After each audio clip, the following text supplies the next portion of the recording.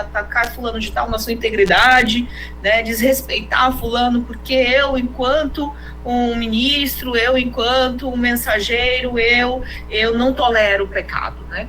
Então, a gente estava conversando muito sobre essa palavra, né? Acha que essa intolerância é a intolerância do não tolerar o pecado, e na verdade não é. Tá? É muito diferente, né? Você não tolerar o pecado e você se tornar um sujeito intolerante, né, com quem pratica ou com quem tem uma visão diferente da sua, né? E tornar isso um ato de violência, um ato discriminatório, né? Então tem uma diferença muito grande a esse respeito, né? O que é a tolerância e o que é a intolerância? Para quem, né, quem entende esse lugar, né, da intolerância e da tolerância. Então, não sei se vocês chegaram a ver o índice, né, dos capítulos.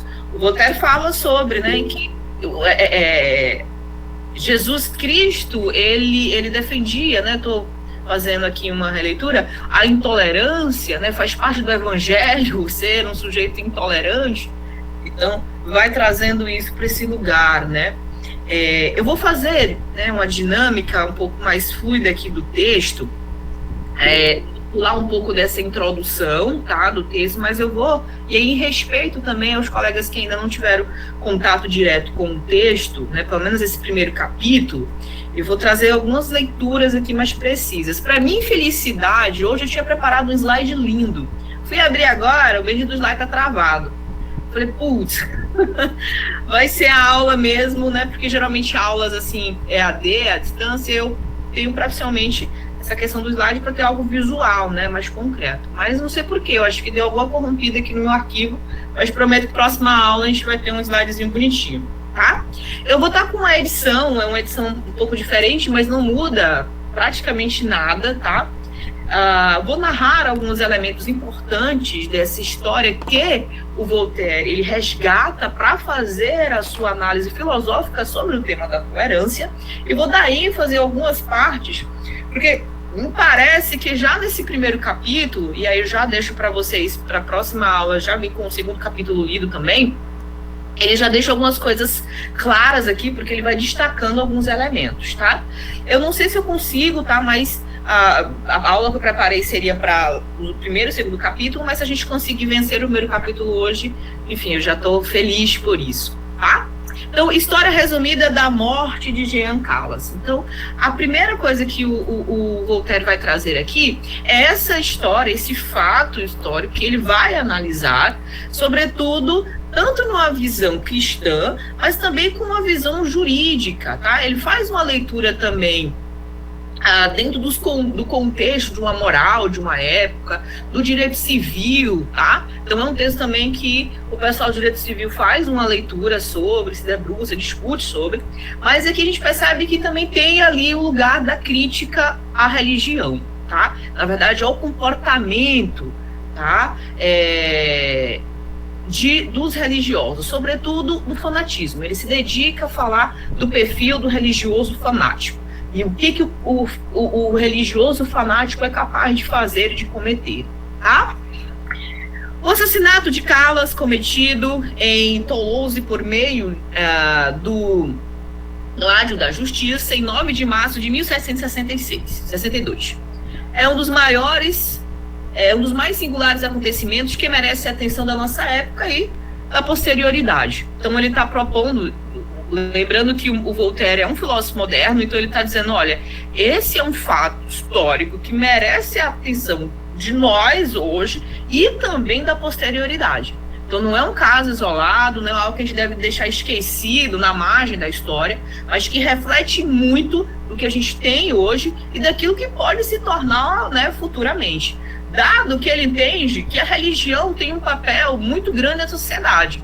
Então, olha, a gente precisa agora pensar, discutir, analisar esse fato, porque por se tratar da religião e por a religião influenciar a sociedade, a gente precisa rever isso para que isso não se repita, né?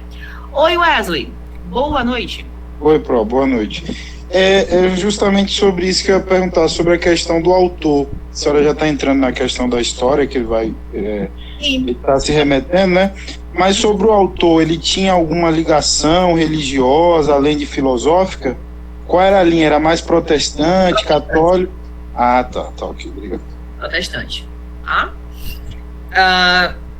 E detalhe, também tem acho que eu falei, não sei se você estava na aula, mas assim, esse texto aqui do Voltaire, vocês vão perceber que quando a gente for se debruçar no texto do John Locke, o Voltaire é influenciado também pelo John Locke, o John Locke escreve cartas sobre a tolerância, e ele faz uma análise também sobre esse caso. Então não foi algo, um acontecimento isolado, então suscitou na sociedade um questionamento. E como se trata de sociedade moderna, então você tem ali uma mudança do pensamento filosófico, social, político, né? O rompimento, o desejo de romper com os ideais medievais, e por ideais medievais a gente sabe que a influência da Igreja Católica, nesse caso, né, as denúncias dos abusos da Igreja, neste momento é bastante escancarado, então faz parte desse movimento também, que é filosófico e também é religioso. Tá? Então, filosófico na medida em que a filosofia recusa esse lugar de servidão à teologia, aos interesses da Igreja, tá?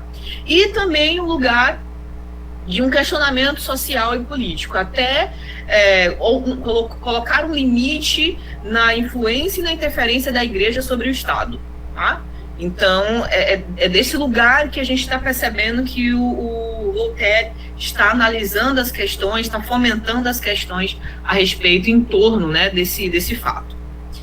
Logo se esquece dessa multidão de mortos que pereceram em inúmeras batalhas. Aqui também é um outro elemento importante, porque na modernidade, e a gente vê muito isso com os pós-modernos, tá? A modernidade ela é acusada pelos pós-modernos como o século das luzes, o século da razão, mas veja só, tivemos 2 guerras mundiais, né? O ser humano nunca, em nome de uma humanidade, matou tanto, né? Então, lá na filosofia moderna, a gente vai ver com a figura do René Descartes, o pai da modernidade, o pai do racionalismo, o pai que inaugura esse sujeito racional, esse sujeito capaz de compreender e de propor liberdade, fraternidade, né? O lema da modernidade é uma sociedade em que os indivíduos se tornam muito mais individualistas, né? E se propõem muito mais a combater o que difere, o que é diferente, o que não converge, tá, do que os períodos, né? Então há alguns filósofos que criticam os modernos nesse ponto. Vocês estão criticando a modernidade, o medievo pelas guerras, né, pelas batalhas, pelas mortes sangüentas, mas veja só o que vocês estão produzindo na modernidade em nome dessa razão, né, desse sujeito racional, tá? Então ele segue nesse primeiro momento aqui falando dessas mortes, né, dessas fatalidades. Se um sujeito vai para a guerra, é certo que pessoas inocentes vão morrer, ou seja, soldados inocentes vão morrer nessa batalha. Então ele primeiro está trazendo aqui esses tipos de morte, né? Olha, numa batalha para defender o seu país e etc. Ali onde o perigo e a vantagem são iguais, o espanto cessa e a piedade até enfraquece. Mas, se um pai de família inocente é entregue nas mãos do erro, ou da paixão, ou do fanatismo, se o acusado não tiver outra defesa senão sua virtude, se os árbitros de sua vida, ao lhe cortarem a garganta, só corre o risco de cometer um erro, se podem matar impunemente por meio de uma sentença, então o clamor público se levanta. Cada um teme por si próprio, vê-se que ninguém tem sua vida assegurada diante de um tribunal criado para zelar pela vida dos cidadãos, que é curioso, né? Um tribunal que é formulado para zelar pela vida dos cidadãos é aquele mesmo tribunal que julga e que sentencia a morte de um pai de família inocente. E todas as vozes se reúnem para pedir vingança. Tá? Então ele cria primeiro esse cenário. Qual é o cenário? Quem são os responsáveis, quem são as, vamos chamar assim, de lideranças, que são responsáveis por estabelecer juízo e sentenças, tá? De religião, trata-se, nesse estranho caso, de religião, de suicídio e de parricídio. Trata-se de saber se um pai e uma mãe haviam estrangulado o seu filho para agradar a Deus, se um irmão havia estrangulado o seu irmão, se um amigo havia estrangulado o seu amigo, e se os juízes teriam que se acusar de ter feito morrer na roda um pai inocente, ou de terem poupado uma mãe, um irmão, um amigo culpados. Então aqui ele cria esse cenário histórico do período que isso aconteceu, tá? As linhas que se seguem já é o Voltaire trazendo aí elementos, né, os personagens, podemos chamar assim, dessa história e desse fato que ocorreu, né? O Jean Calles, um senhor, um pai de família de 68 anos, um comerciante que trabalhava arduamente, e ele cita, né, nessa descrição que a família do Jean Calles era uma família protestante. Contudo, todavia, né, ele tinha uma empregada que cuidava dos seus filhos por muitos anos, que era católica, e que um dos seus filhos havia se convertido ao catolicismo. Tá? E aí um dado interessante, eu não sei se vocês pesquisaram quando vocês viram isso, é que quando um filho de uma família protestante se convertia ao catolicismo, que era a religião da verdade, a verdadeira religião, ele tinha que pagar uma pensão, né, o que a gente chamaria hoje, né, de pensão a esse filho, tá? Então, um dos seus filhos, ele cita aqui qual é o filho,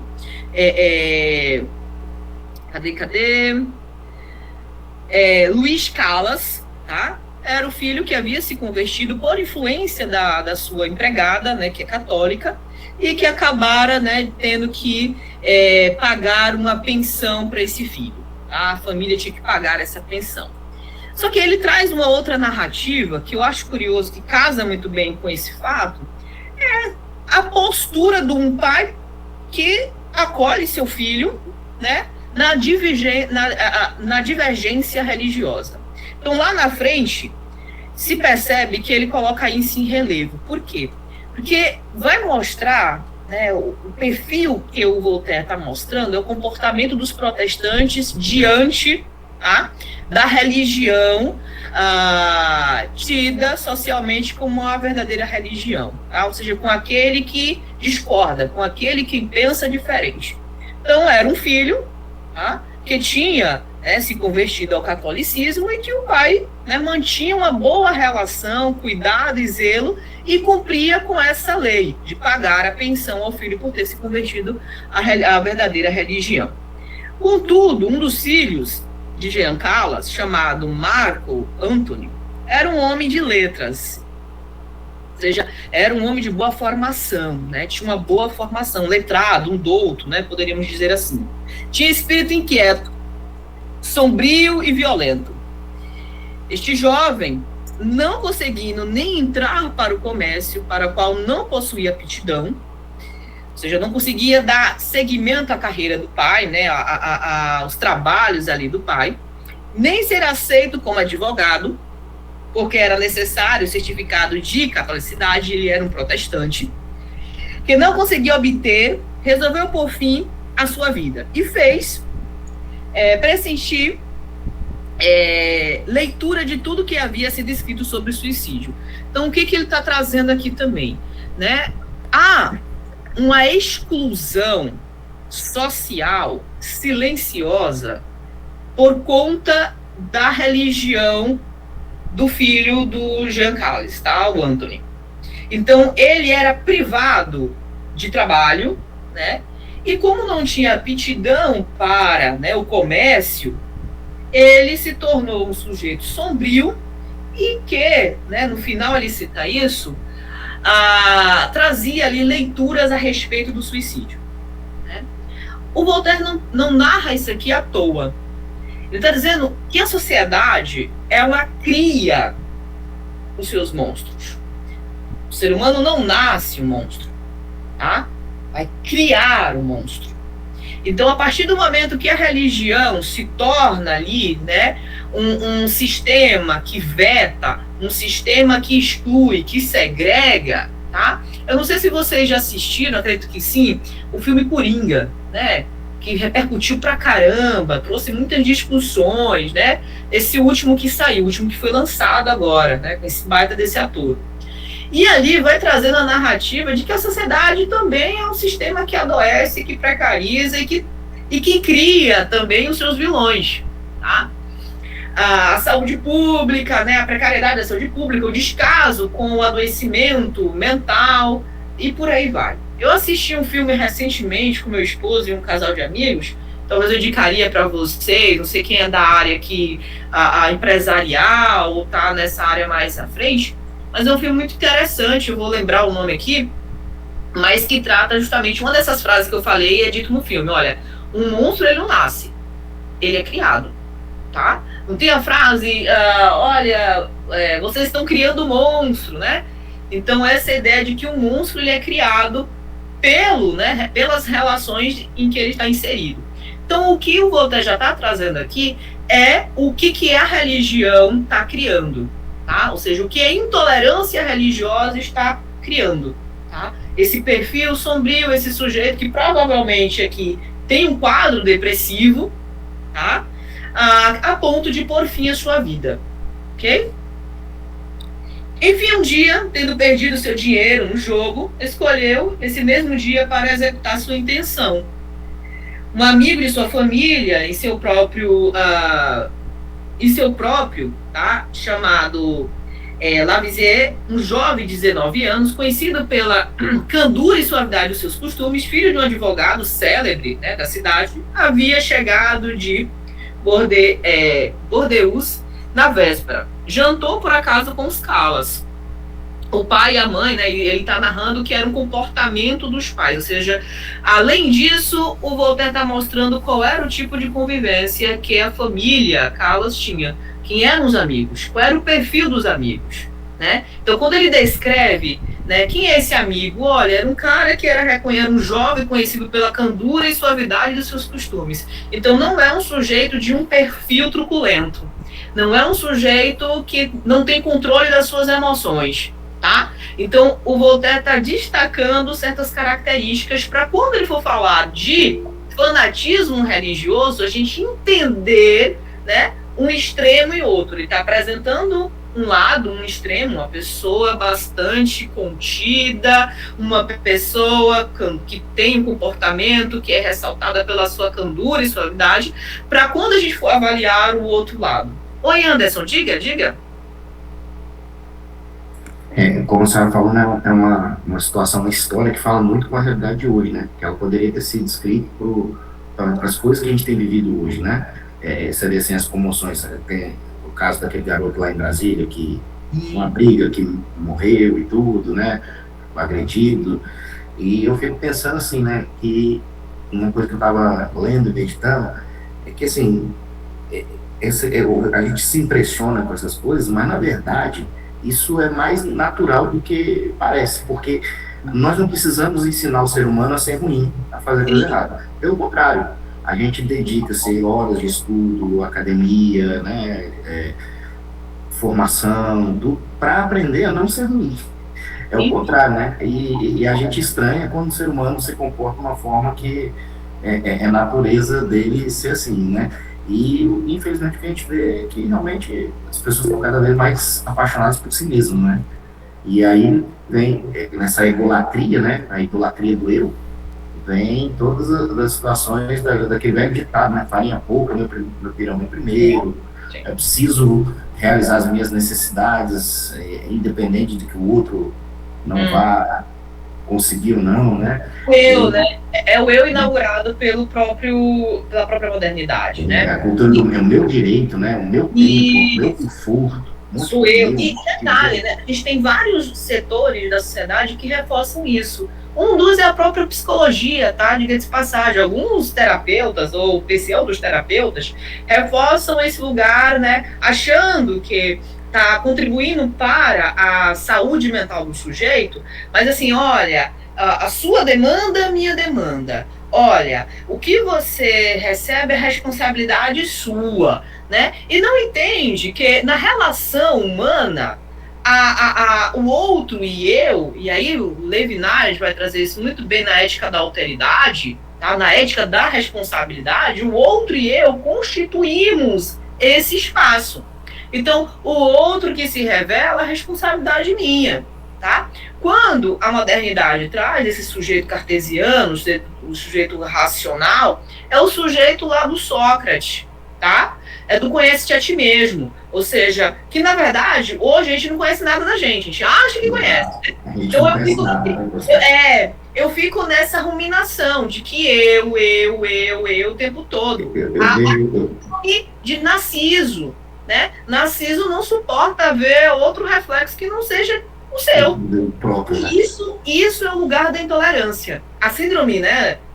Tem um psicólogo francês falando sobre isso, a síndrome de Narciso dos nossos tempos, que é a Brenda que não tolera uma outra imagem que não seja de um cristão protestante, que não seja de um torcedor do Flamengo, que não seja de uma pessoa que se posiciona. O rótulo que foi criado, né? É isso. Eu vivo na sociedade na busca constante de um espelho de mim mesmo. Eu vi uma frase hoje que foi muito interessante, o Paulo Borges estava falando, né? Se você, por exemplo, tem uma mesa que tem garfos, colheres e facas, e eu pedir para você organizar essa mesa, o que você vai fazer? Você vai botar garfo com garfo, colher com colher, faca com faca. Uhum. Mas você não perguntou organizar para quê? Se for organizar para guardar, tudo bem, faz sentido. Mas se for organizar para servir, não faz sentido você fazer isso. E hoje as igrejas estão virando, tem a igreja de garfo, que ela não tolera as facas que são desviadas, né? A igreja das facas, que não tolera o falso evangelho das igrejas das colheres, e aí você vai criando, né, bolhas, e a gente esqueceu de pensar, né, no propósito real. E o que a gente tem visto, né, inclusive eu tenho lido muito porque eu comecei a escrever, né, com o projeto de publicar. E uma das coisas que eu pretendo falar é justamente sobre isso, uma experiência que eu tenho visto. As pessoas, elas chegam no gabinete muitas vezes querendo uma resposta assim, é difícil ser cristão. E elas querem que a culpa seja da perseguição, do mundo, das dificuldades, do outro. Mas quando elas são confrontadas, assim, as pessoas estão se afastando de Deus não é por causa da perseguição. Se você olhar o Brasil, relativamente a gente nem sabe o que é perseguição. Não. A gente não tem Boko Haram aqui, a gente não tem nada disso. Agora, por que as pessoas estão se afastando? Porque elas estão se apaixonando cada vez mais por si mesmas. E esquecendo, na verdade, né, esse propósito. Então é isso, assim, eu tenho pensado muito sobre isso. Sim, sim. Os sintomas da nossa geração, da nossa época, né? Oi, Everaldo. Professora, boa noite. Boa noite. Professora, pelo que eu entendi também aí, ele tinha convicção da sua religião, né? Que ele queria exercer a advocacia, mas tinha que ter esse certificado de catolicidade, né? Ele poderia simplesmente abrir mão da sua religião, né, para exercer a sua advocacia, mas como ele tinha convicção da sua religião, né? Perfeito. E aí ficou naquela pressão do sistema, né? Do sistema, e ele não queria abrir mão da sua religião. Sim. Ele tinha convicção da sua religião. Sim, perfeito. É uma das coisas também que é colocada aqui em relevo, né? O abdicar, né? Uma grande diferença, né? Aqueles que morrem em nome de Jesus, né? Em nome do Evangelho, aqueles que matam em nome do Evangelho. Ele cria esse contraste. Enquanto esse jovem morreu, porque, olha, vamos conjecturar, né? Por mais que aqui você tenha também um quadro clínico, diga-se de passagem, né? De um jovem com, né, sintomas depressivos, pensamentos suicidas, porque ele coloca que pesquisou e lia sobre, né, suicídio. Mas você vê também aqui esse sujeito que não abre mão da sua religiosidade. Então, entre viver neste mundo em que o tempo todo eu sou rejeitada, colocado de lado, né? Então, o suicídio se tornou uma alternativa, uma possibilidade, uma fuga, uma solução. Mas, por outro lado, ele também vai mostrar mais à frente aquele sujeito que mata em nome de Deus, né? Então, esses juízes que sentenciam o pai, né? O Jean Callas, são os que matam em nome de uma moral, em nome de uma verdade, né? Em nome do eu não tolero o pecado. E, nesse caso, né, os protestantes eram os pecadores, eram os hereges, né? Às vezes, alguns protestantes esquecem que na história nós já fomos os hereges da conversa, né? Então, esse é a forma como Voltaire apresenta o contraste. Não sei se vocês estão observando, mas o Voltaire é um filósofo de contrastes. Então, o que ele faz? Ele apresenta um perfil e apresenta um perfil de um outro polo, né? É como o 8 e 80. A tolerância é sobre o 8 e 80. Né? A intolerância, desculpa, é sobre o 8 e 80. Tá? Se eu sou 8, eu não vou tolerar 80. Se eu sou 80, eu não vou tolerar o 8. Então é esse lugar do sujeito que não consegue conceber a realidade para além da sua concepção de mundo. Então a minha concepção de mundo eu torno universal. E tudo aquilo que confronta essa concepção de mundo, de verdade, de existência, isso se torna o quê? Isso se torna alvo, né? Então essas pessoas se tornam o meu alvo. Maria Angélica. Oi, colegas, boa noite. Desculpe o atraso, professora, cheguei, a discussão já estava fazendo. Mas assim, quando eu cheguei, vocês estavam falando de um assunto, acho que foi o Anderson com a professora, que é um assunto que muito me interessa e é um assunto que eu desejo escrever, inclusive, né? Eu não sou da psicanálise, não gosto muito dela, tal, né? E eu quero tratar do amor cristão, né? Eu penso em tratar sobre sintonizar essa balança do amor que me parece desregulada às vezes, inclusive no exercício dos cristãos, que muitas vezes são ensinados a amar os outros desde sempre e esquecem também de si.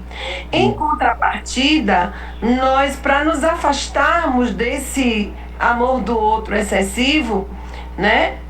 Acabamos a gente não pode nem se voltar demais para si e nem totalmente para o outro. Por isso que eu gosto muito do Levinas. Sim. Gosto muito dele, porque ele aponta um outro que não é uma extensão de mim mesma, né? Então, e que também ele aponta que eu sou o outro do outro. Né? E tem a ver muito com o que o Senhor Jesus nos ensinou sobre considerai-vos uns aos outros superior a vós mesmos. Sim. Então, é exatamente o que Levinas aponta aí, né? E assim, é uma coisa que eu quero escrever, essa sintonia na balança do amor. Porque eu não posso amar o próximo e não amar a mim. Sim. Ninguém dá confusão com essa questão do ego que você trouxe do Narciso. Porque o ego, tem muita gente que carrega e faz uma bandeja, assim, um banquete para ele, faz uma cama para ele deitar e faz de conta que ele não existe. Né? Porque o ego é um buraco enorme na alma que sustenta o narciso, que sustenta o narcisista. E, assim, a gente sabe que entre nós, infelizmente, tem muita gente doente, né? Com essa questão que é na personalidade, que não tem remédio e que é difícil de tratar, porque a pessoa tem um buraco tão grande dentro de si que cria uma imagem superior a todos, né? Cria uma imagem superior, é ele que fala melhor, é ele que é o mais gostoso, é ele que é o mais bonito, é ele que é o mais competente, ele é o mais tudo, né? E sintonizar essa balança do amor, talvez, ajude a fazer um contraponto do nosso olhar, não consertar os narcisistas, não é sobre isso, Sim. Mas ajustar esse olhar, porque não é como você vinha trazendo, nem é 8, nem é 80. Sim. O mundo não reflete esses dois polos, né? Unicamente esses dois polos, né?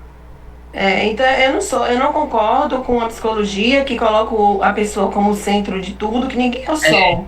Ninguém é o sol, né? Mas que a gente precisa sintonizar no ambiente cristão, a balança do amor, isso é fato. Eu vou escrever sobre isso e quero sua ajuda. E precisamos, viu, Maria Angélica, discutir e produzir material para refletir sobre esse tema. Porque essa balança, né, você está chamando de balança do amor no Evangelho, ela perdeu, né? Eu não sei se vocês... Eu lembro que na casa da minha avó tinha isso, porque meu avô era pescador, então tinha que pesar o peixe. Parece que quando tinha um negocinho lá, que se não tivesse regulado, não dava, né, o peso certo, tá? Então me parece que essa balança ela foi se desregulando, né, ao longo do tempo. E me parece que ou a gente tende muito para um lado ou tende muito para o outro. né? A gente não encontrou a justa medida desse amor, né? Que essa justa medida respeita a mim mesmo, tá? E esse respeito se estende aos demais, né? Então, ou eu excedo no autocuidado e negligencio o cuidado do outro, ou eu me negligencio e vou em excesso, dou em excesso o cuidado do outro, né? A gente precisa entender... Então, viu, Brenda? Ela trata naquele livro o amor, tudo sobre o amor, em Bell Hooks. E ela aponta o modelo de mercado como uma das formas, né, que tem confiscado o amor próprio de muita gente. Porque quando eu individualizo, né, a pessoa gera uma necessidade de querer ser coletivo e desejar ser aquilo que o outro tem, que eu não tenho, quero me preencher. E tem a ver também com o que a gente estudou no semestre passado, né? Das paixões. As paixões e as validações, né? A dependência das validações. Perfeito. Eu vou ficar ansiosa para ver se seu projeto nascer, viu? E dar frutos. Professor. Só aguarda um pouquinho, porque a Suede tá na fila. Aí assim que ela nasce... Eu não tô conseguindo levantar a mão aqui. Vixe? Tá bom, então. Oi, Suede. Oi, Pro. Só eu ia fazer uma pergunta, né? Mas aí a Maria Angélica trouxe essa questão do amor e da questão do cristão, né? O que é melhor? É amar ou tolerar ou odiar? E aí, quando no capítulo 2 desse livro maravilhoso, que eu já fui até o capítulo 6. Eita! Eu fiquei tão empolgada, ele diz assim, gente, esse homem era muito... ele tinha uma sensibilidade espiritual. Ele falou assim, ó, diria-se que fizemos o voto de odiar os próprios irmãos, porque temos religião suficiente para odiar e perseguir, e não temos a religião suficiente para amar e ajudar. Então, isso aí, né, diz muito sobre... Era o tema da segunda aula, né? Não, mas perfeito, porque esse é um marco, né? Eu vou ler na minha tradução, só para vocês perceberem a ênfase, né? Porque se temos religião suficiente para odiar e perseguir, não temos o suficiente para amar e socorrer. Então, se eu tenho religião suficiente, tá, para odiar e perseguir, não sobra espaço para uma religião que se dedica a amar e a socorrer. Não se misturam água e óleo, né? Não se misturam. Então, ou a minha religiosidade ela é para amar e socorrer, ou ela é para odiar e perseguir.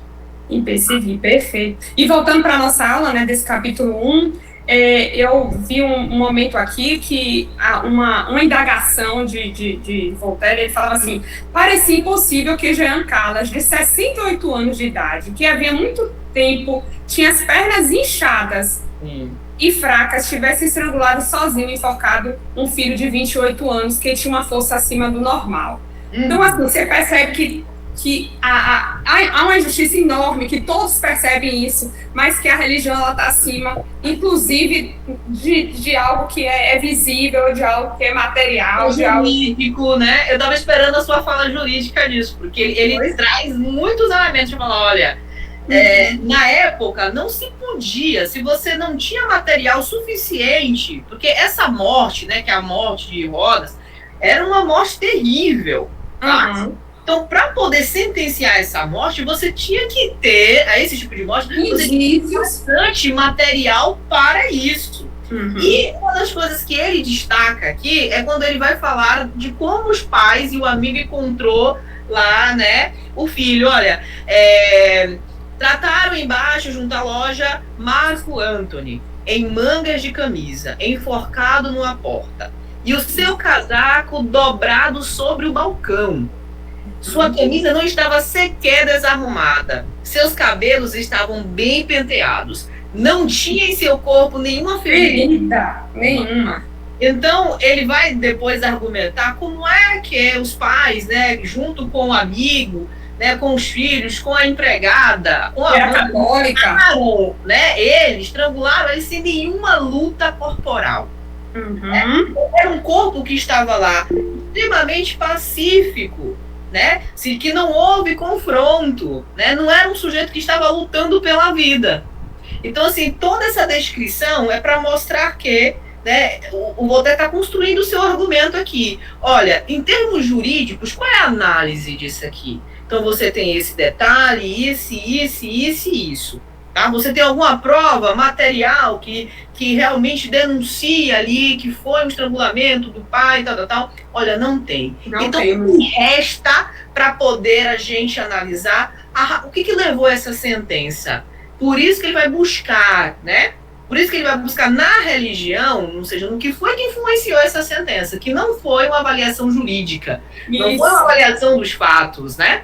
Uhum. Então, eu quando estava relendo isso, eu comecei a ler nas férias para montar essa disciplina, assim, eu entrei em êxtase com essa minha releitura, e claro, né? Um tempinho que eu não tinha lido, e eu falei, caramba, porque hoje quando você tem maturidade, você vai lendo, é como quando você assiste o filme pela terceira, quarta vez. Caramba, isso aqui é o ponto-chave que conecta com aquilo. Então eu fui lendo, voltei aqui com um rapaz, um cara, assim, é de uma certa experiência, isso, astúcia. Astúcia, essa é a palavra. Que ele vai ali desenhando, montando e trazendo para poder, né, colocar abaixo o argumento do outro, né? Ele estuda, né? Eu queria até ressaltar isso para vocês aqui. Estuda o argumento do outro. Isso o direito ensina muito. Você estuda, né, o que o advogado, a defesa ou a acusação vai trazer para poder, né, acusar ou absolver ou alguma coisa. Então você tem que estudar linha a linha, né? Oi, Valquírio, diga, meu irmão. Ô, Ceará, fale, que eu esqueci que você tá sem conseguir, né? Não, eu tô concentrado aqui nas respostas. Pode passar pro irmão Valquírio, não tem problema não. Tá bom. Eu pergunto que é uma coisa simples. Boa noite, professora, graça e paz a todos. Eu achei o texto super interessante. Creio que o fanatismo religioso foi o fator determinante na condenação do Jean Calas. Houve aquela manifestação, o clamor popular, de modo totalmente irracional, e uma pressão sobre o sistema jurídico acabou transformando o processo num processo eivado de falhas e que levou à condenação de uma pessoa inocente, né? Não houve imparcialidade. O processo foi totalmente parcial por conta de uma pressão popular. Eu tentei imaginar o queijo e os vermes na questão jurídica, eu tentei imaginar o queijo e os vermes de Carlos Ginzburg. Eu tenho ele. Trata da questão do menóquio, foi dentro de um contexto de perseguição religiosa, mas uma outra questão também ocorrida na França, inclusive em Toulouse, um século antes, que também me chamou muito a atenção, foi o retorno de Martin Guerre, que também o jurídico, naquela época, talvez por falta de provas, ia absolver alguém que se passava por outra pessoa. Não sei se a senhora conhece a obra, né, de Natalia Davis, o retorno de Martin Guerre. Mas o que me chama a atenção é que não houve bom senso, a justiça ela foi totalmente falha. E assim, o pensamento nosso é que ainda hoje, ainda nos nossos dias, a justiça ela não está totalmente isenta de situações como essa, principalmente quando há um acontecimento de grande comoção popular. Sim. Recentemente, eu não sei se vocês viram a respeito daquele tal de Cão-Orelha, lá do Rio Grande do Sul, de Santa Catarina, e uma pessoa recebeu uma mensagem no celular e fez uma divulgação daquilo que expôs os jovens a serem condenados sem nenhuma prova material, não tinha nenhuma imagem que aqueles rapazes, aqueles garotos tivessem feito qualquer mal àquele cão. E assim, hoje se questiona muito essa questão das provas, porque não existia, não houve materialidade dos fatos, né? Mas é um texto assim maravilhoso, assim, magnífico, gostei demais, tá certo? Eu acho que dialoga tanto mais com o retorno de Martin Guerre, porque o retorno de Martin Guerre foi algo que aconteceu 100 anos antes também aí na França, em Toulouse, né? Em Toulouse. O retorno de Martin Guerre, foi 100 anos antes. E assim, isso prova a dificuldade da justiça da França, 100 anos depois, já no século XVIII, né? Essa situação de uma condenação de uma pessoa totalmente inocente. Mas Sim. é isso, é demais. Obrigada, tá? Que bom que o livro comunicou, né? O Valquíris trouxe até um outro texto, que já tem um tempinho também que eu li, eu tenho ele aqui, até procurando, tenho ele aqui na estante, vi que tá ali, já tem um tempinho também que eu li, eu acho que foi logo quando eu ingressei na faculdade, né? Eu tava ali pesquisando por alguns textos para ler. Além dessa crítica que o Voltaire está fazendo ao campo jurídico, e ele traz aí a questão da lei natural, tá? E traz esse tema da lei natural, que a gente vai discutir em outro momento, se a intolerância faz parte de uma lei natural, tá? Ele está ressaltando muito mais quais são as mazelas que o fanatismo causa à sociedade, tá? É tão grande que chega até a essas instâncias, né? Instâncias essas que deveriam estar blindadas, mas dentro dessas instâncias também tem os sujeitos fanáticos, tá? Então, a ideia do fanatismo aqui, ela é, vamos dizer assim, a fonte, né, desse rio, né, a nascente é o campo religioso do fanatismo. Só que esse fanatismo, ele não é expressado, vivenciado, ele não se manifesta apenas no campo religioso. Porque o fanático, ele também é um juiz, ele também é um advogado, ele também é um médico. Então esse fanatismo, ele também torce para o Corinthians, para o Palmeiras. Então esse fanatismo, tá? Ele vai ganhando outros lugares. E esse fanatismo, que é um fanatismo em nome de uma intolerância, né? Eu não tolero isso, né? Aquilo que a minha moralidade diz que é erro, que é pecado, né? Eu não tolero. Só que essa tolerância, ela não fica no âmbito do privado. Se fôssemos intolerantes para nós mesmos, no íntimo, beleza, tá? Mas a intolerância pressupõe um outro sujeito, um outro ser, tá? A quem eu direciono a minha intolerância. Então eu sou intolerante com o negro, eu sou intolerante com o budista, tá? Então essa minha intolerância, ela tem uma direção. Essa minha intolerância, ela tem um alvo, tá? Então essa intolerância, ela sempre vai ter um alvo. E o problema é esse alvo, ele precisa ser alvejado.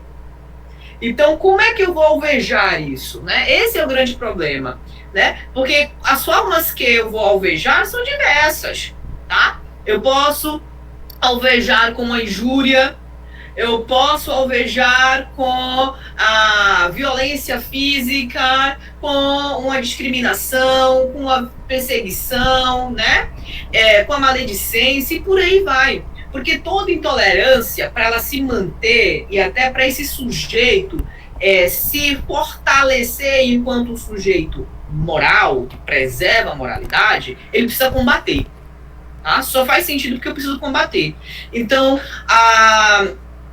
uma coisa é eu combater o pecado, né? Em mim, Brenda. Tá? Olha, eu não tolero o pecado, então eu não vou comungar com essa prática.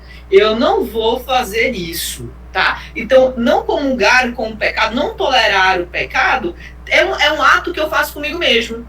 O não tolerar o pecado não é eu pegar o sujeito que está pecando, tá? E produzir justiça com as minhas mãos, né? Então eu não tolero na medida em que eu não participo de. Só que não é isso que acontece na realidade, né? Eu não tolero, isso me dá o direito de aniquilar, né? De perseguir, de matar. Então o Voltaire, ele está trazendo aqui um pouco dessa gênese, dessa intolerância. Aonde é que está, né, essa gênese? Ele está falando, olha, a religião é um espaço onde o sujeito ele acaba ali transformando o que deveria ser o amor, o que deveria ser o socorro, o que deveria ser o perdão, neste lugar de intolerância, tá? Como é que eu, Brenda, mostro que eu sou diferente de Suede, tá? Como é que eu, Brenda, provo que a minha moral é superior do que a Suede, né? Então eu vou começar a impor isso, né? Eu não tolero, então vou impondo o que deve ser feito. Então, ele poderia tratar da intolerância ou do tema tolerância a partir de outros lugares, né? Ele poderia apenas reduzir aqui esse discurso para uma avaliação jurídica, né? Mas observe que ele dá uma ênfase muito grande ao papel da religião enquanto, né, o que fomenta esse sentimento, a ponto de influenciar outras áreas, outros setores da sociedade. Tá? É como se ele mostrasse, olha, a religião, ela é um instrumento, tá? E eu posso usar ela para amar, para acolher, para socorrer, mas eu posso usar ela também para matar, tá? Então eu posso matar o outro em nome da religião, né? Então eu posso induzir o outro, né, à morte com a religião. Quando ele traz por que esse perfil, né, desse rapaz, né, por que ele destaca isso, né, sombrio, estava fazendo leituras a respeito do suicídio, porque ele está falando que a religião, ela não necessariamente faz isso de forma explícita, tá? Ela vai lá, sentencia e mata. Ela silenciosamente também mata, que é o caso desse jovem, tá? Ela não apenas utiliza os meios jurídicos, tá, para poder sentenciar alguém à morte, mas ela também cria situações que faz com que esse sujeito, né, apenas tome como solução para a sua, né, dolorosa vida o suicídio. Wesley. Pro, muito interessante, parabéns, viu, Pro? Eu tô, assim, maravilhado com a discussão e a gente fica refletindo. Eu queria levar para um outro polo, assim, trazendo para os dias atuais também. Minha esposa, ela é pedagoga e ela estava até citando aqui, falando, ela ouviu um pedacinho de intolerância e tal, e ela até citou um acontecido que teve hoje lá com a coordenadora dela. A coordenadora pedagógica dela, ela se diz também uma pessoa que é muito aberta, é muito tolerante, todas as religiões. Só que, assim, todas as religiões menos a evangélica, digamos. E aí teve um acontecido lá de uma criança que ouviu numa história a palavra turbante, e aí a criança falou que a mãezinha dela disse que não podia usar turbante, que turbante era de religiões que não era dela. Enfim, uma intolerância religiosa da parte da mãe dessa criança, né, que já está ensinando essa criança a ser intolerante. Só que a atitude também da coordenadora foi muito intolerante, porque a mãe dessa criança é uma pastora. E aí, por minha esposa ser evangélica, cristã, ela veio soltar uns cachorros na minha esposa, que não tem nada a ver. Mas assim, aí falando, aí os cristãos são todos assim e tal. Querendo ou não, é muito complicado essa questão da tolerância e intolerância, porque essa pessoa que se diz tão tolerante, ela acaba se tornando intolerante com os demais. Então, assim, eu fico pensando também, e nós que somos ministros da Palavra de Deus, existem temas hoje extremamente sensíveis, né? E querendo ou não, é uma linha muito fina mesmo, porque a Palavra de Deus é a verdade. Embora a palavra de Deus foi escrita dentro de um contexto histórico e tal, mas existem princípios que são inegociáveis da nossa fé, são doutrinas, Sim. E que hoje vão de encontro diretamente a uma galera, entendeu? E simplesmente a gente citar, né, como contraditório aos nossos princípios, eles já se sentem ofendidos e nós somos taxados como intolerantes. Aí eu fico me perguntando, e eu levanto essa questão, professor. Perfeito. Que ponto, qual é a linha que separa isso? Por exemplo, para eu ser considerado hoje uma pessoa tolerante, eu preciso ler a cartilha aí, política, né, e das minorias. Então, assim, vai chegar uma fase, eu acho que a gente está caminhando para isso, que a gente não pode mais falar nada.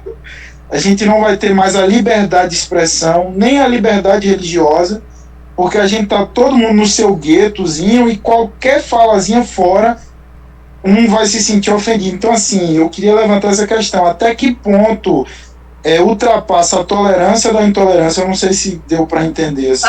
Claro, sim. E é uma questão muito pertinente, né? Olha, quando eu entrei na UF, só para você também entender como é que eu tô lendo o que você colocou, né?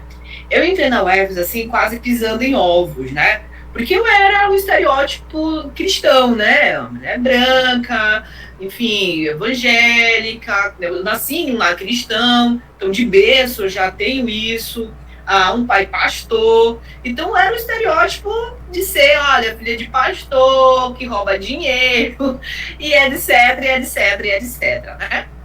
Então, uma das coisas que eu observei, assim, que foi para mim muito, muito válido, era entender o que é que nós somos criticados e em que medida essas pessoas elas têm razão, tá?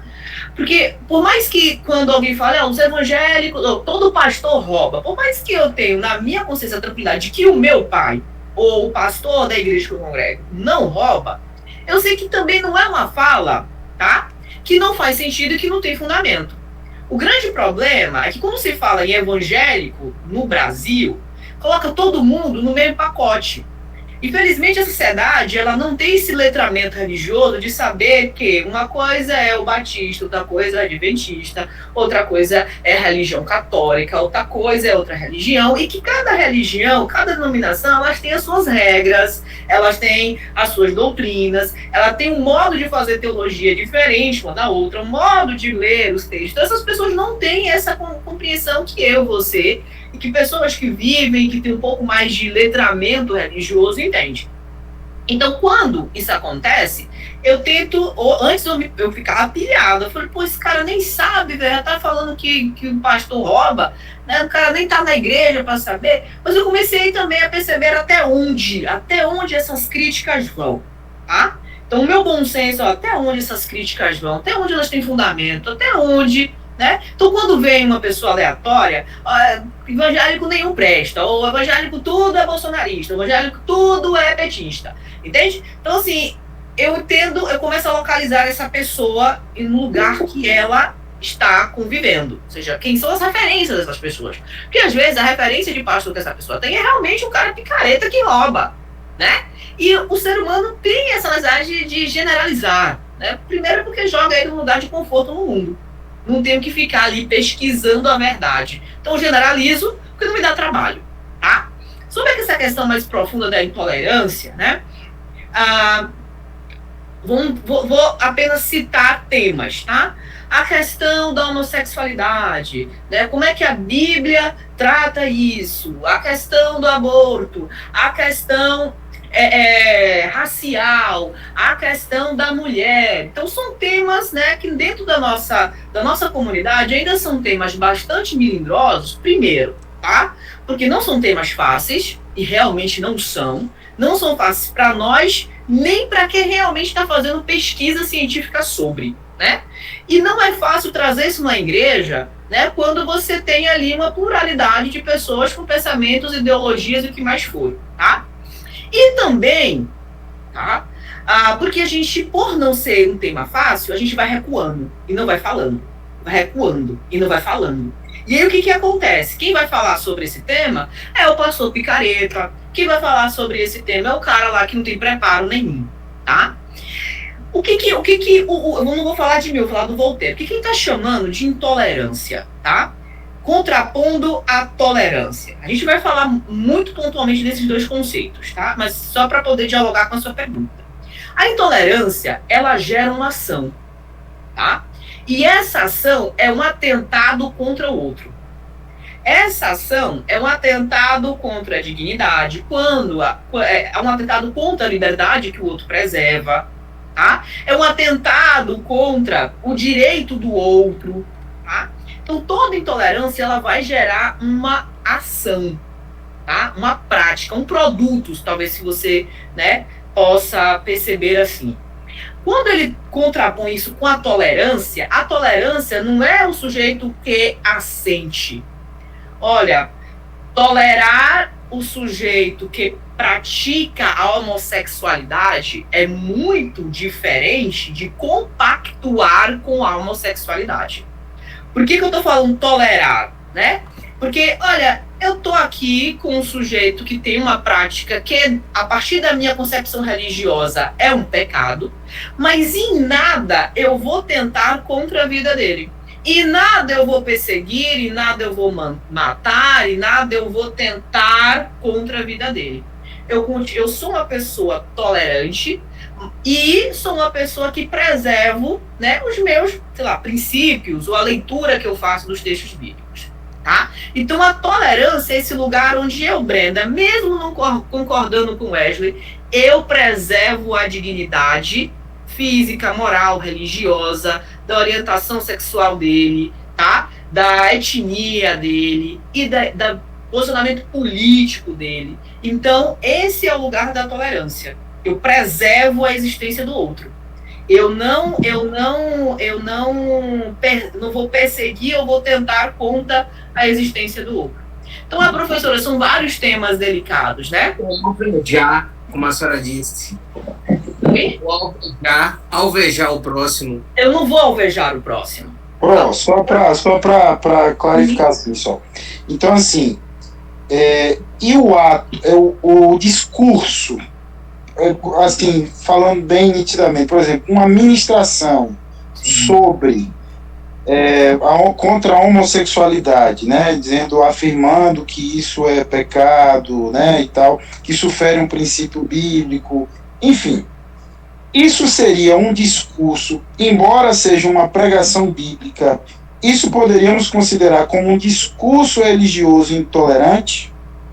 Ou seja, vamos pensar, um pastor que na mensagem está falando do pecado da homossexualidade, né? Uma das coisas que eu já, diga-se passagem, eu já tive em momentos em que o tema da mensagem era isso, diga-se passagem. E o que eu observei, tá? O grande problema é o modo como a gente apresenta isso como um pecado, tá? Eu posso falar para Wesley que é pecado, né? Vou dar um exemplo, comer abacaxi. Mas existe a forma como eu falo isso para Wesley. Eu posso falar, Wesley, olha, abacaxi é pecado, se tu comer tu vai para o inferno. Wesley, abacaxi é pecado, e se tu comer, né, Deus não vai querer meia com você. Então, a forma como eu discuto, ela pode ser violenta. Nunca chegue perto do abacaxi. Isso aí. Eu nunca chegue perto. Nunca chegue perto do abacaxi. Olha, não tolere o abacaxi perto de você. Combata o abacaxi. Entende? Então, existem formas como eu posso falar isso. E o grande problema é que quando alguns pastores estão no púlpito, a forma que eles escolhem é a forma violenta. E existem mensagens violentas. Porque a gente acha que violência é só física, né? Chegar a dar um tapa na cara de alguém ou dar um beliscão. Mas o discurso, ele fere muito mais. Ele tem um modo de ferir. Não à toa, tá? Que um suicídio do filho aqui do Jean Carlos, tá? Não foi uma violência física da religião nele. Bateu, né? Mas o que? Silenciosa. Tá? É uma violência silenciosa. Eu não sei, né? Existem vários modos de violência. A gente vê isso em tratado quando se está discutindo violência contra a mulher, né? A patrimonial, a violência psicológica, violência física. Então, o lugar da violência tem um espaço muito grande dentro da sociedade. Eu estou convencendo, então olhem por mim, ao meu esposo, porque isso foi o tema da tese dele, para ele falar um pouco sobre comunicação e sobre isso aqui, tá? Estou puxando a agenda dele para a gente ter uma fala aqui sobre isso, até porque ele... Chama ele pra... Já, estou fazendo algumas ameaças aqui domésticas, brincadeira. Mas para a gente falar um pouco mais amplo disso, de alguém também que lida com comunicação, né? A área dele é a área de letras, ele é analista do discurso, então dedicou uma vida inteira a analisar as falas de pastores e de líderes religiosos. E o quanto essas falas geraram polêmicas na sociedade. Então, acho que a gente precisa entender, sabe, Wesley, eu amei a sua pergunta, porque coloca a gente no cerne do grande problema, às vezes, né, do nosso problema religioso, que é o modo como a gente apresenta, tá, o que é pecado. Porque, compare, né, não sei se você já esteve presente em uma ministração ali, onde o tema era o pecado da homossexualidade e o pecado da mentira. Observe como o pastor fala desses dois pecados. Ou quando o pastor vai falar sobre o pecado da fornicação, tá? E a maledicência. Isso, o pecado, sei lá, do aborto. São temas, né? Porque parece que as coisas têm um tempero diferente. E esse tempero diferente é o tempero que fere. É o tempero que machuca. É sempre associado ao inferno, né, professora? Oi? Assim, ó, o que o irmão Wesley falou aí é uma coisa que eu fico observando. Eu gosto muito de observar algumas pregações assim. Eu já preguei sobre como foi uma vez. Fui pra uma igreja pregar. Em um banco tinha uma lésbica e no outro banco tinha um travesti. Sim. E eu estava passando uma mensagem ali justamente confrontando o pecado. Sim. Mas eu sempre me atentei em uma coisa. Quando as pessoas vão passar uma mensagem que elas querem inflamar ou julgar ou punir antes do juízo, há um lugar destinado que você tem a tortura na consciência antes de chegar lá. Ou seja, você vai queimar no inferno. A pessoa não foi para o inferno, não passou por um juízo, mas a pessoa já vai se torturar naquilo, porque conhece o fogo, né? Então aí eu já começa a ver a inflamação. Há uma diferença para essas coisas. Às vezes os pastores, algumas pessoas, alguns líderes, né? Eles inflamam, eles falam assim: você vai queimar no inferno por tal pecado. E é um discurso muito antigo, isso, da época quando começou a Inquisição. Aí a pergunta que eu ia fazer no começo é justamente: eu sinto que a Inquisição ela nunca acabou. Ela se fragmentou e se atualizou. Há uma Inquisição. Eu já passei por isso também. Exemplo, você eu era da igreja pentecostal, né? E eu nunca gostei muito de falar em línguas. Ficar falando em línguas assim, eu ficava na minha, tranquilo. O pessoal falava assim: você não tem o Espírito Santo, você não fala em línguas, você não fala em línguas. E eu senti uma inquisição sobre aquilo. Sim. Sabe? Espiritual, né? Oi, aí o que a senhora falou sobre a questão do homossexualismo? Você é um cristão a menos, né? Um cristão físico, você ser diminuído por causa do grupo, né? Aí mas o irmão Wesley falou uma coisa interessante. Quando eu vou pregar sobre diversos temas para fora das religiões, eu paro um pouco e tento me colocar lá no lugar dele para ele poder receber a mensagem. Como eu receberia essa mensagem que eu vou falar com ele?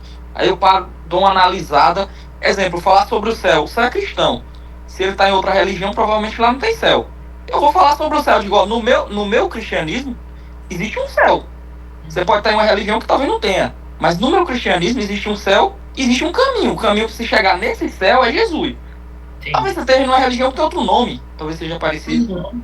Né? Então a pessoa está vendo de fora, ela não vê o que está dentro. A gente conhece, né? Então a gente constrói primeiro o caminho ali, a forma de falar, analisando a expressão, e aí vai. Né? E assim, o Evangelho, a Bíblia, de Gênesis e Apocalipse, nos dá vários exemplos de como o Evangelho ele foi pregado, né? E assim, o modo da abordagem, até o próprio Jesus, né? O que ele utilizou, né? Ele não chegava na violência, ele não chegava de forma truculenta, né? Então, assim, olha que teve momentos de ira ali, de revolta com o seu povo, diga-se de passagem, né? Então, como é que eu vou apresentar, né, algo para uma pessoa, né? Uma pessoa que tem uma outra religião, uma outra denominação, ou uma pessoa que é trans, uma pessoa que é, sei lá, né? Enfim, a diversidade, né? Como é que eu vou apresentar? Se eu vou apresentar uma religião a partir da violência, vocês iam querer? Vocês iam querer fazer parte de uma religião onde a pessoa te aborda de forma violenta?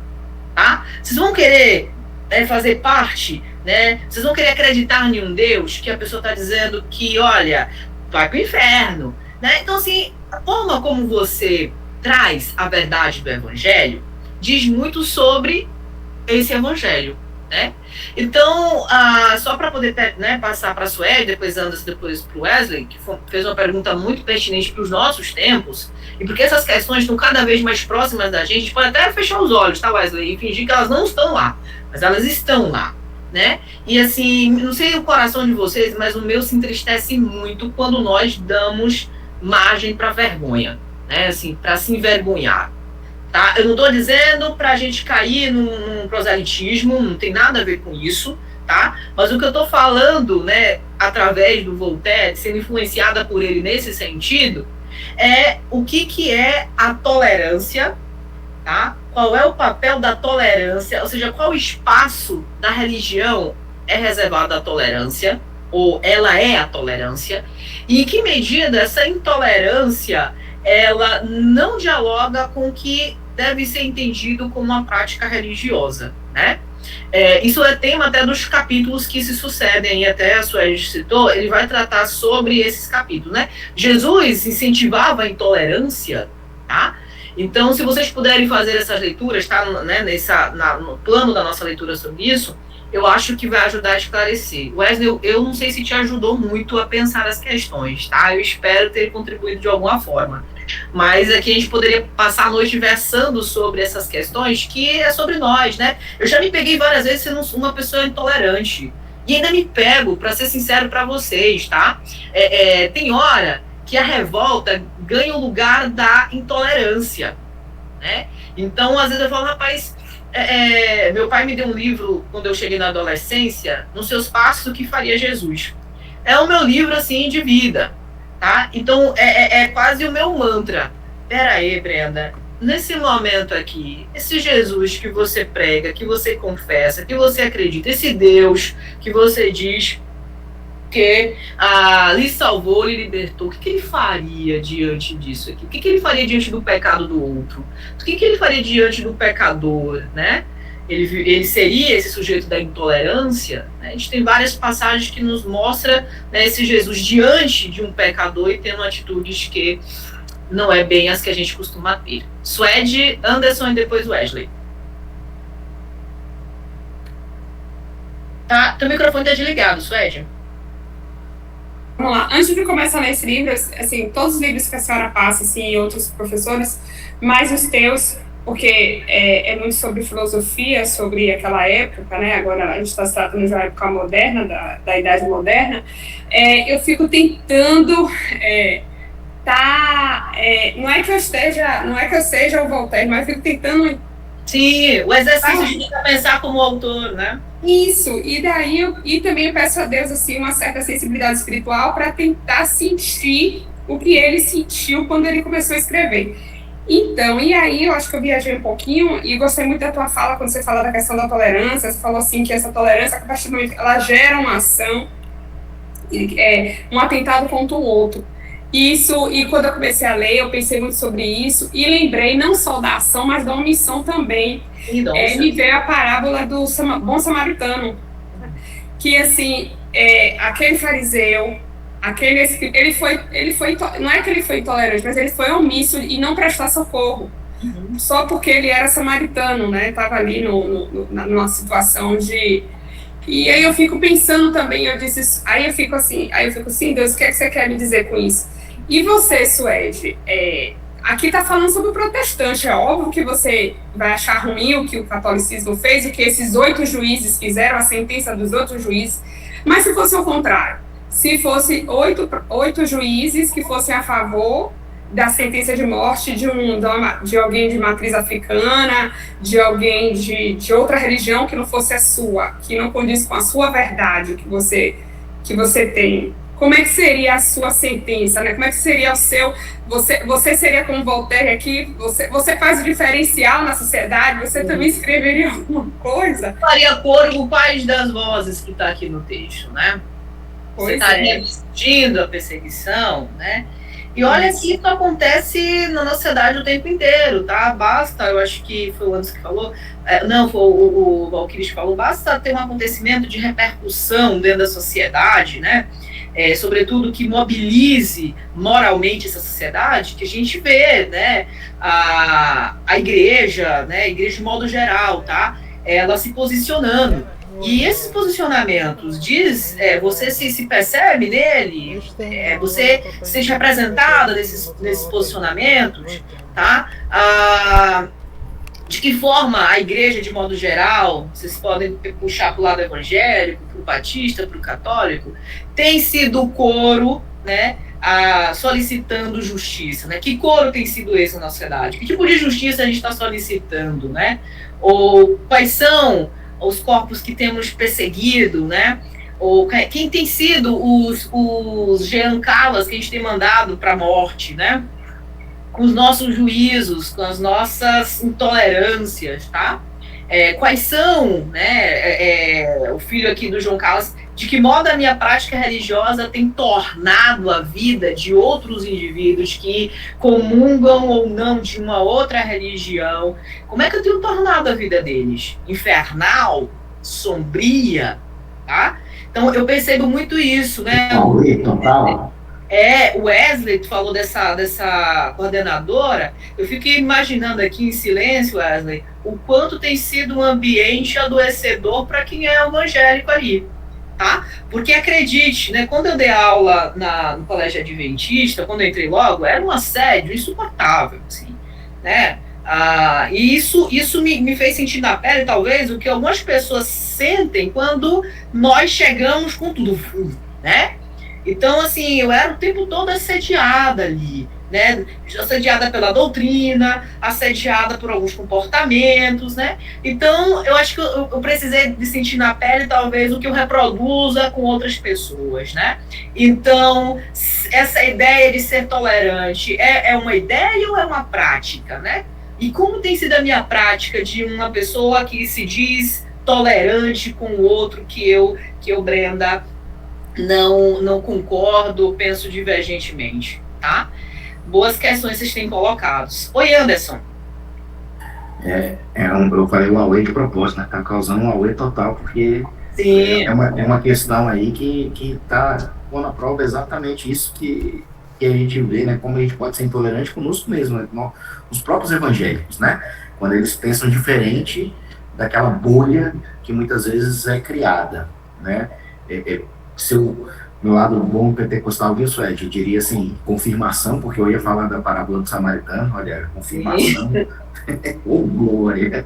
Mas a questão é o seguinte, do que ele estava falando, o Wesley estava falando, né?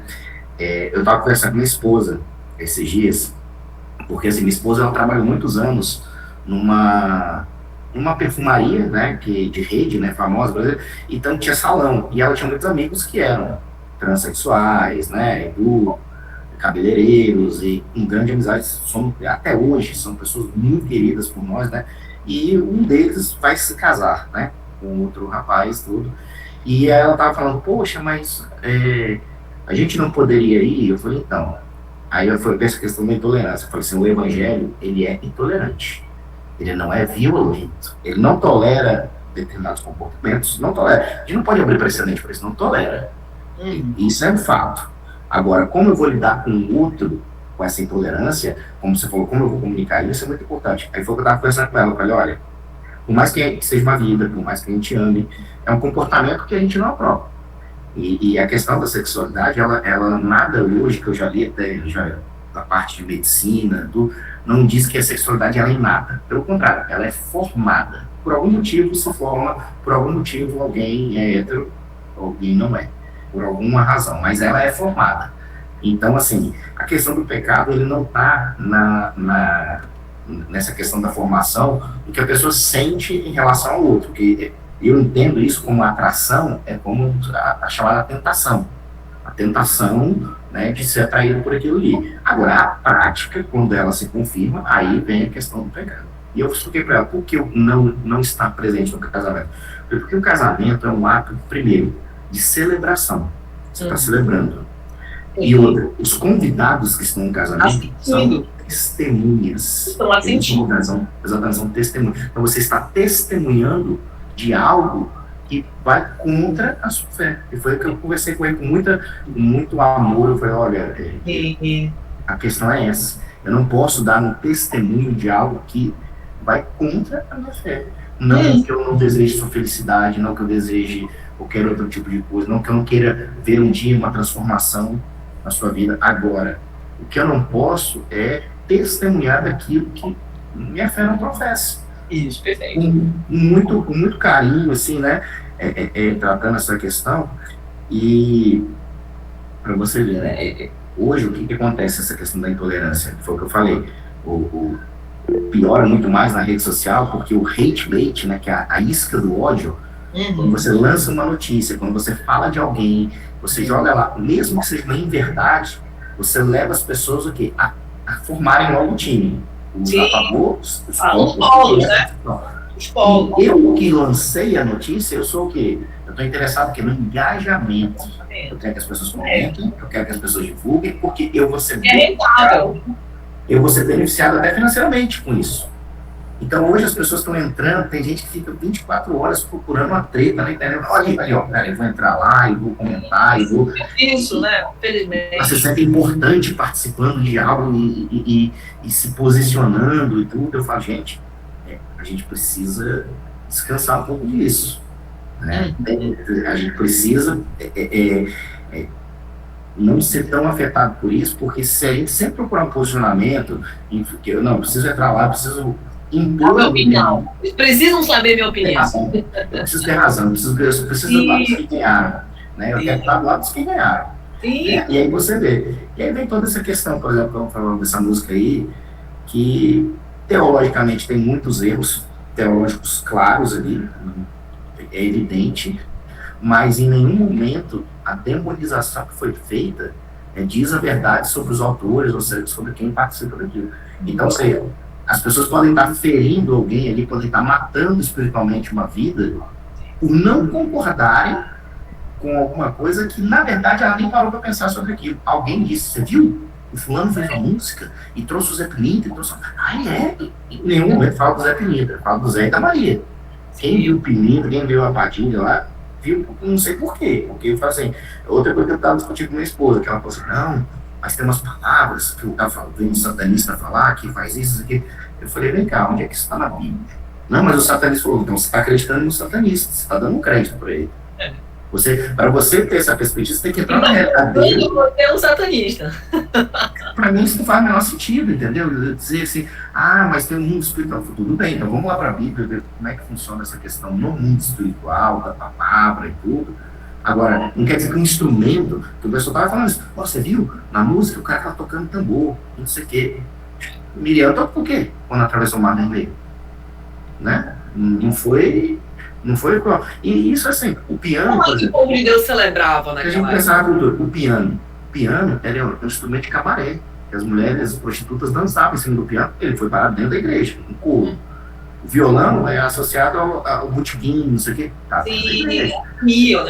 A flauta, há muitos anos, né, era associada à magia, né, enfeitiçamento, a flauta. Isso, perfeito. Sim, a gente fica buscando, né, José Erion, fala, eu vi o negócio da Disney, a Xuxa, o Hilarie, eu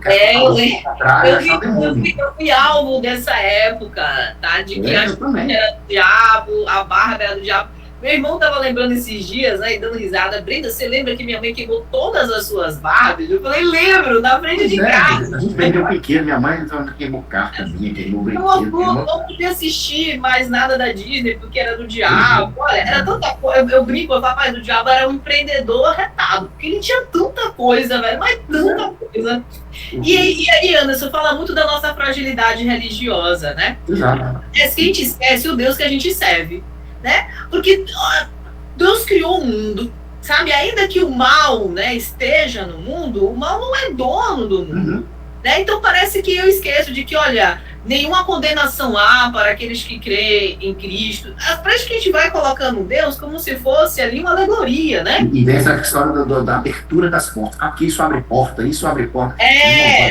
A única coisa que abre porta pro diabo é o diabo. Tudo abre essa porta. Não é o disco da Xuxa, não é o Aue, não é o Hilarie, não é o Seixonoê. E às vezes a gente acha que o mal é o que está lá. A gente esquece o mal que também está em mim. aquele que eu produzo muitas vezes, aquele que eu pratico muitas vezes, né? Então, né? A gente precisa ser ensinado sobre o mal. O mal é natural nosso.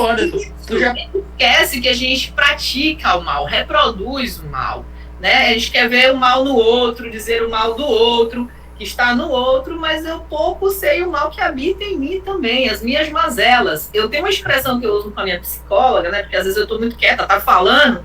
Ela me diz, você está muito quieta. Eu falei, eu estou contendo os meus demônios. Ela dá risada, né? Eu estou contendo os meus demônios aqui, né? Porque eu tinha o meu primeiro psicólogo falava isso para mim, Brenda, converse com seus demônios, né? Assim, não no sentido... A gente não precisa, professor, de 4 anos de uma faculdade para aprender a fazer o mal. E, pelo contrário, a gente precisa de 4 anos de faculdade para aprender a não fazer. Não fazer o mal, né? Então, assim, essa de conversar com o mal que tem em mim, que tem em vocês também, tá? E não achar que o mal é sempre o que está externo a nós, né? Muitas vezes o mal, né, é o que eu estou praticando todos os dias e achando que, na verdade, é o bem, né? Magdiel. Boa noite, professora, graças a Paz. Boa noite, meu querido. Eu confesso que esse texto aí chamou bastante minha atenção, que eu comecei a ler até o capítulo 4 aí, que fala aí sobre se a tolerância é perigosa e em que povos ela é permitida, né? Aí confesso que chamou bastante atenção uma parte que eu não sabia, sobre os países, né, que eram intolerantes, né? Fala sobre a China. Eu confesso que a China não sabia o porquê de hoje a China ser tão tolerante com o cristianismo. Sim. E eu lendo a parte lá, fala sobre que os chineses, né, aceitaram o cristianismo lá nas suas terras e chegou um ponto que eles se expulsaram porque os cristãos estavam sendo intolerantes com as demais religiões, né? É por isso que o imperador lá expulsa os jesuítas. Tem a parte lá que eu vou só ler aqui o trechinho aqui da parte. Aí fala aqui, ó. É verdade que o grande imperador, o Yang Shang, talvez o mais sábio e magnânimo que houve na China, expulsou os jesuítas, mas não porque fosse intolerante, e sim porque os jesuítas, ao contrário, o eram. Tá vendo? Sim. Eles mesmos relatam as suas cartas curiosas, as palavras que lhes disse em bom príncipe. Sei que a vossa religião é intolerante, sei que o fizeste nas Manilas e no Japão.